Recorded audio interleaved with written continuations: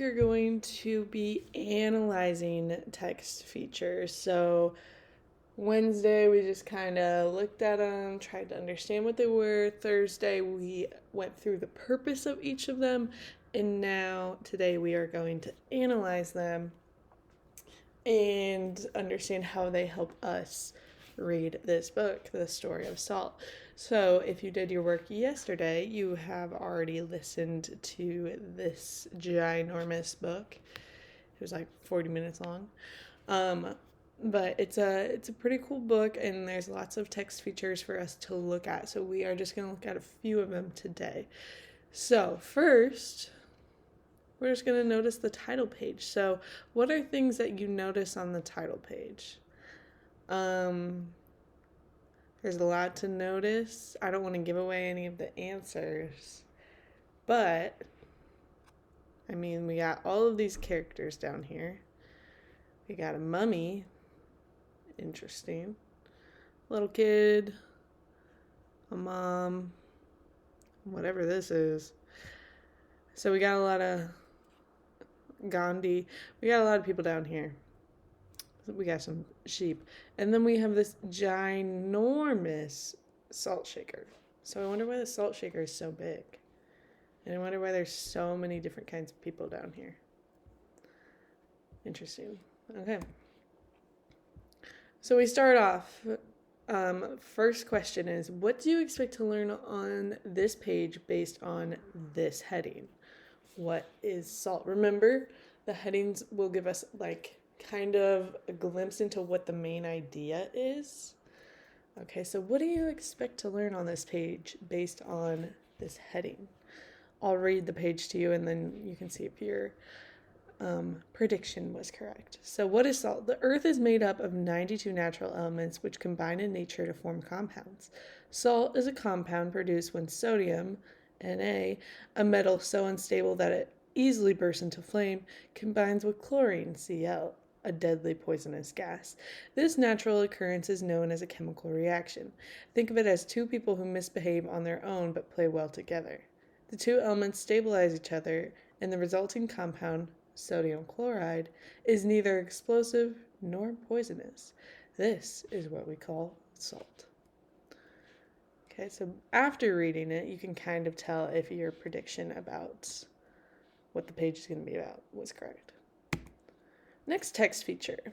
This illustration is symbolic rather than realistic. What do you think the illustrator is trying to tell the readers through the illustration? So it's symbolic. It's not actually real. We have this man here. He looks very patriotic, holding a giant salt shaker, standing on top of earth. And then everyone watching him, they all look like they're coming from different ethnicities. So what do you think the illustrator is trying to tell readers through this illustration? I'll read this and see if that helps you understand the picture. Though it is unknown exactly when this was first discovered, it is one of the most significant changes in history. It is meant that for the first time, people could journey far from home, eating preserved food. In fact, food preserved in salt could be taken hundreds or thousands of miles away and be traded or sold. Hence, when people had a good supply of salt, they could also have a thriving international trade, which in turn led to great power. On every continent in every century, the dominant power were the ones who controlled the salt trade. Today, the largest producer of salt is the United States. So what do you think this illustration is trying to symbolize? Next, is this a good heading for this section? Why or why not? We're going to read it first, and then we're going to decide whether we think this is a good heading. So the heading is the power of ham. Power of a good ham, sorry. 3,000 years ago, a tribe of people called the Celts mined rock salt in Central Europe. They became powerful by selling salt and salted food along the rivers of Europe. In fact, salt was so important to the Celts that they named places for salt. One town was named Hallen, which means salt work, and it was near the city of Salzburg, which means salt town. One of the Celts' most famous products was ham, which was made by salting the thigh of a hog. The best ham was reserved for the Celts' bravest warriors, and if 2 warriors claimed rights to that ham, they would have to fight for it.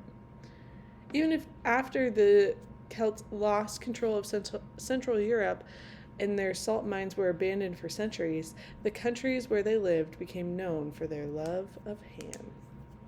So do you think this is a good heading for the section? Why or why not? You can say no. If you say no, back up your answer. If you say yes, back up your answer. Use evidence from this text to support whether you think yes, it is a good heading or no, it is not. Next question. What is the purpose of this sidebar? Why do we have sidebars?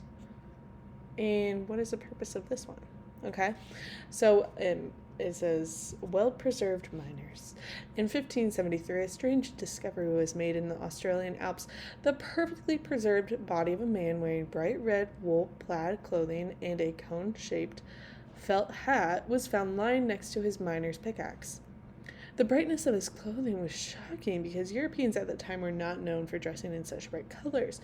Eventually, scientists concluded that he was a Celtic miner who got trapped in a collapsed salt mine shaft around 400 BC, nearly 2,000 years ago.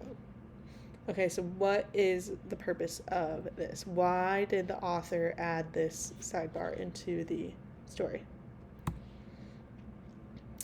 Okay, now we're going to compare 2 illustrations. Okay, so this one says, why is this illustration so realistic when the next page is so fantastical? Okay, and then why is this illustration so fantastical when the previous page was so realistic? These, if you were holding the book, they would be side by side, so you could really compare them well, but we don't have the book in front of us. Anyways, I will read the text. North America's shortcomings. Before the European colonists came, the Americans followed the same pattern as other continents. The Aztecs in Mexico, the Mayans in Central America, the Incans in Peru, the Chibicha in Colombia were all dominant civilizations who controlled the salt trade.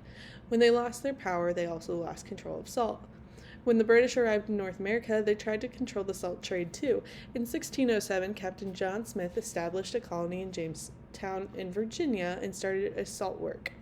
In 1660, the Dutch started a salt work for their own colony of New Amsterdam by granting the right to make salt on a small island nearby, today known as Coney Island. New Englanders were becoming wealthy, trading cod and furs, while Virginia's hams were becoming famous. However, most of the salt the colonists used was bought from other British colonies in the Caribbean or directly from England's main salt work in Liverpool. When America declared its independence from England, their salt supply was suddenly cut off. George Washington's army lacked salt to make gunpowder, to preserve food for marches, to maintain horses, or to heal wounds. Immediately, the Continental Congress had to start paying rewards to colonists to establish salt works, and soon America had its own salt supply. So you're telling me, why is this illustration so realistic when this one is so fantastical? Okay, after going through and reading the book, you'll have to, if you haven't listened to the real, full read aloud, you're going to have to do that to understand how to notice more things. But at the end, if we go back and look at the title cover again, do we notice anything different after going through the book? Do you notice anything different? And if you've already listened to the read aloud, which some of you have, then you probably won't notice anything different. But if you haven't done your work from yesterday, which was about 16 of you then you might be able to notice something different. Okay? That is all.